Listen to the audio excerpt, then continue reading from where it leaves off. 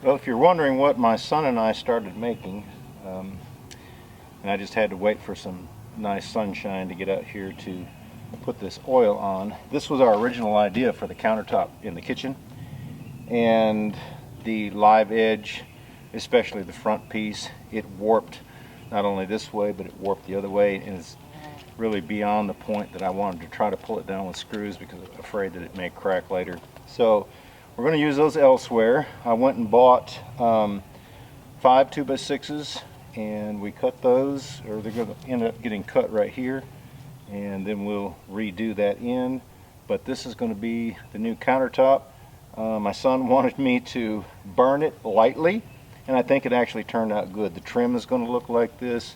This is also basically the same color as the open shelving that I did. So as soon as this dries real good, we'll put an acrylic finish on the top of it, and hopefully it will adhere. I mean, you don't know, you just have to try.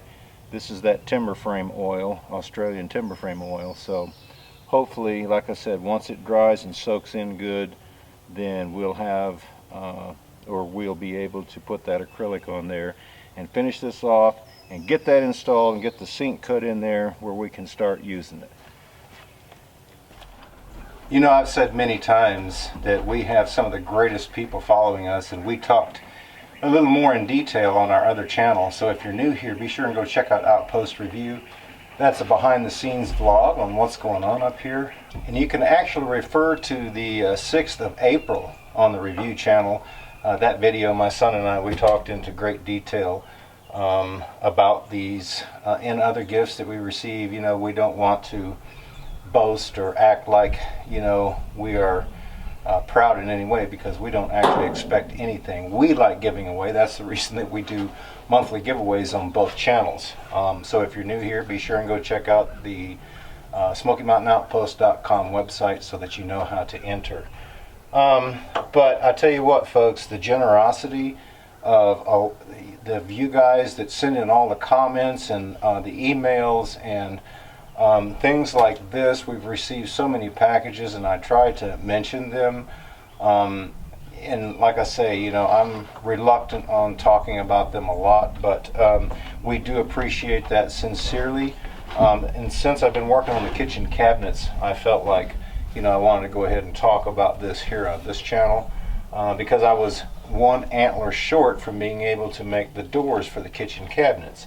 And of course, getting the site cleared for the excavator and getting, you know, the root cellar area prepared to get that dug, and some other things have become more of a priority than finishing the doors on the kitchen countertop, because it's actually, you know, usable like it is. But I just wanted to show you that these people, they reached out to us, wanted to know if they could send an email. They did. They sent something more in depth. They wanted to send us deer antlers, and the husband, he's a woodcrafter if I'm not mistaken, and he's actually been in this area many times, being invited to do woodcrafts, you know, with other folks. But he sent 8 sets of deer antlers. I'm not going to dig them all out, guys, but I mean, just like I say, the generosity of the people that are out there that watch our channel. They felt like they needed to send these, and I'm surely glad that they did, because I had some promised to me. I still don't have them yet, but I've got 8 sets in here now, where I just needed 1 antler to be able to do that. But we've got many more projects coming up, so I'll be able to go to this box right here and pull out what I need to make door handles and things of that nature. And they also sent us a really nice bear skull to go along with the other one that I've got in there hanging up. Anyway, guys, like I said, we certainly do appreciate this from the bottom of our heart, and you know, they will go to good use, because that fits the style that we're using up here on the homestead. So thank you very much. These actually came from New York.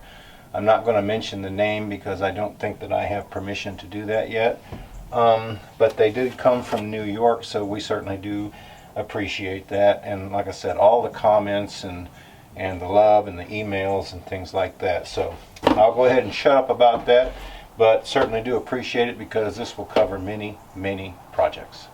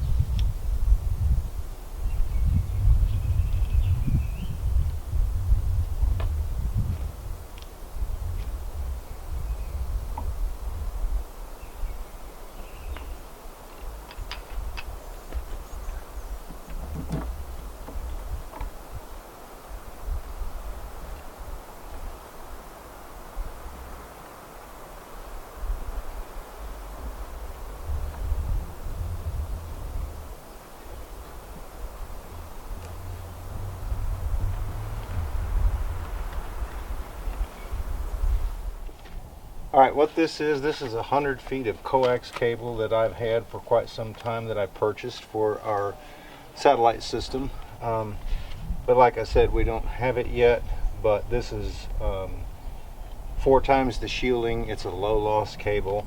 What I'm going to do is I'm going to go ahead, since I've got a pull string in there, at the same time that I pull this one for the cell service, I'm going to pull this one for the satellite, and I'll just leave this coiled up on the bottom side. That way when we do get the satellite, you know, I don't know for sure where we're going to put it yet, so I'm not going to drill any holes for that. But at least when I use that pull string and pull up for the cell service, I'll also have this one in there for when we do get satellite.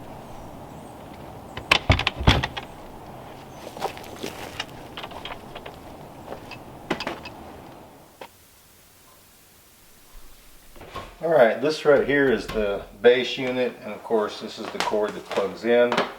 I've got the wire that I brought through the piece of conduit, which is right here. Got that hooked up, and then I've got it hooked up to the piece that goes inside the house that transmits the signal. And then I've got this coaxial cable back here for the future satellite, and ready to go.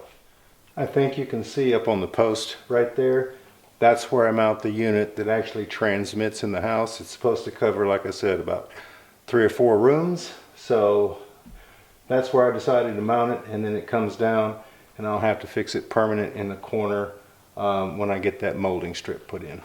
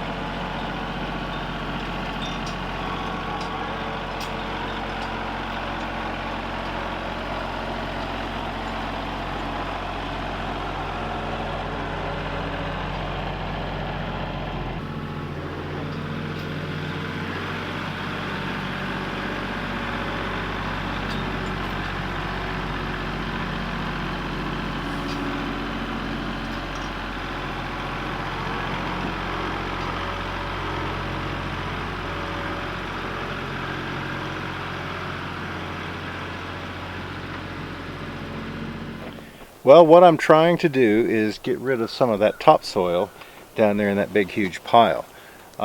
Primarily because I want to try to make at least one more raised bed before it gets time to plant, but you know, that kind of depends on the weather. You know, if it rains and it's really muddy and then that dirt is really heavy, I have to kind of wait for it to dry a little bit. So I'm hoping that the weather you know, works out to where I can at least get some more logs up here, get some topsoil in it, and get another raised bed. This is an area that I'm going to landscape. I'm not going to go any closer to the cabin over here because you know, I'll probably still need to get in and out with the tractor somewhat.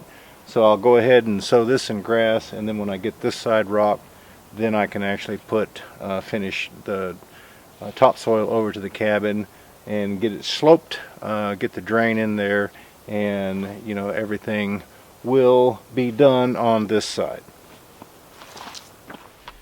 Well guys, I certainly hope that you enjoyed that video. There's so much going on here. I'm trying to take care of all the loose ends before planting season comes. I've got those raised beds that I'm working on, trying to get where we excavated, get enough dirt moved where I can actually get in there and build another bed.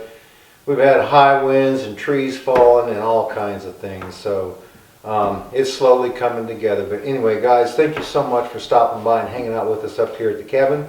My son, my daughter and I, we really do appreciate it. You all take care, have a great day, and we look forward to seeing you back up here at the Outpost again next time.